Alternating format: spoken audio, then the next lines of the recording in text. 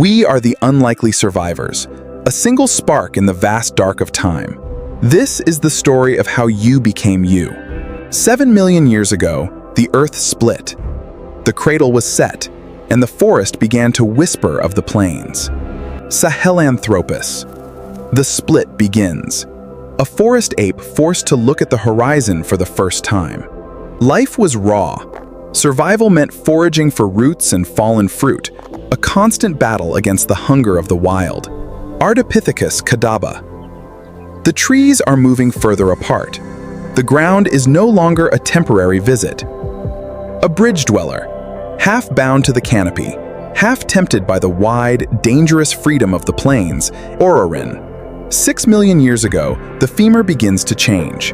The first tentative steps toward an upright destiny. 4 million years ago, Australopithecus anamensis. The walking begins in earnest. The view from above changes everything. For 2 million years, we mastered the walk, surviving on the offerings of a vast landscape. Africanus. The brain grows. The hands become more dexterous.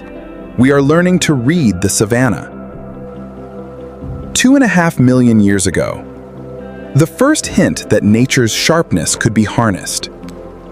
A side branch, Paranthropus, specialized for the toughest foods, a different path in the same cradle. The Nutcracker Man, a master of raw, hard vegetation, but a path that would eventually end. Using the tools of nature, but the world was changing too fast for muscle alone. 2 million years ago, the first Homo appeared. Habilis. Everything changed with the strike of a stone. The Oldowan tool. Our first true invention. We didn't wait for evolution, we built our own teeth. We became marrow hunters. High-protein raw fat fueled a brain that was beginning to explode with potential. Homo rudolfensis. A parallel lineage, a larger brain, a growing complexity in the social web. Then came the traveler. Homo erectus. The first ancestor to look you in the eye with a human gaze. The hand axe. A masterpiece of symmetry. We were no longer just making tools, we were making designs.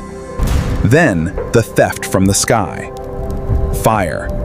At first, a terrifying force of destruction. We learned to tame it. Fire became our sun in the night, our shield against the predators. The greatest biological hack. Cooking. It turned tough raw meat into soft, calorie-dense fuel.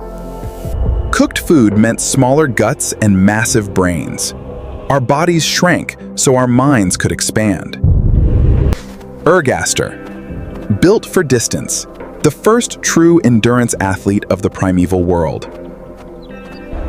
Armed with fire and stone, we left the cradle, the migration that would never truly stop. Antecessor. The pioneer, pushing the boundaries of the known world into the cold unknown. We adapted. We learned to steal the skins of those we hunted to survive the biting wind. Heidelbergensis, the master builder, the first to build true shelters and hunt the giants of the earth. The spear. Distance was our new weapon. We could kill without the risk of the claws. In the frozen north, our cousins evolved, Neanderthals, masters of the ice, strong and deeply spiritual. They buried their dead with care. They were the first to feel the weight of the eternal. The Denisovans, ghost ancestors who adapted to the thin air of the mountains, surviving where others failed. Floresiensis. Isolated on an island, they shrank in size but grew in ingenuity. And then, our time. Homo sapiens. We emerged in Africa with a spark like no other. Our greatest invention wasn't made of stone. It was language, the ability to share the unseen. We turned the world into symbols. We began to store our memories on the walls of the earth. The needle. We could tailor the world to our bodies. We carried our own climate wherever we went. 70,000 years ago, we began our final migration. One species, one planet, one destiny. We met our cousins. We fought, we traded, and we merged. Their DNA still lives in our blood. We became the masters of the megafauna. No beast was too large for our collective imagination. One by one, the other humans vanished. We were the last ones standing in the silence of time. But the greatest revolution was yet to come. We were about to stop following the world. We domesticated the wild. We reshaped the lives of others to sustain our own.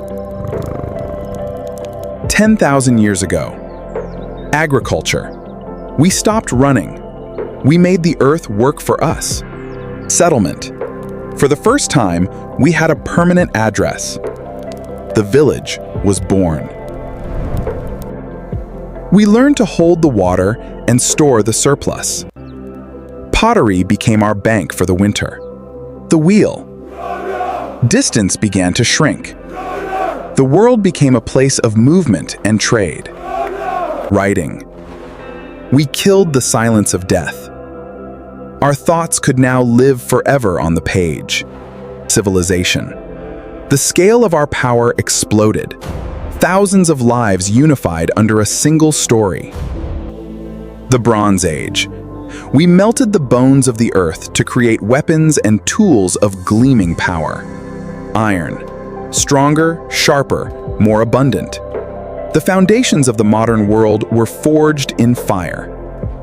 We began to question the stars. Logic, democracy, and science began to flicker in the dark. The compass. The oceans were no longer barriers. They were bridges to the unknown. Gutenberg, 1440. Knowledge became a wildfire. No king could control the spread of an idea. We looked up and saw the truth. We weren't the center of the universe, but we were its observers. The Industrial Revolution. We swapped the muscle of animals for the power of ancient sunlight. Edison, Tesla. We conquered the night. We turned the dark into a canvas for our dreams. The car. Personal freedom on 4 wheels. The world became a neighborhood. We took to the sky. The dream of the birds finally became our reality. We found the power of the stars. We learned we could destroy our world in an afternoon. We left the atmosphere. The Rift Valley was now a tiny dot in the rearview mirror. From the savannah to the moon. In just 7 million years, we became a celestial species. The computer. We built a brain outside our bodies. We began to process the world at the speed of light. The internet. A global brain. 7 billion people, connected by invisible threads of information.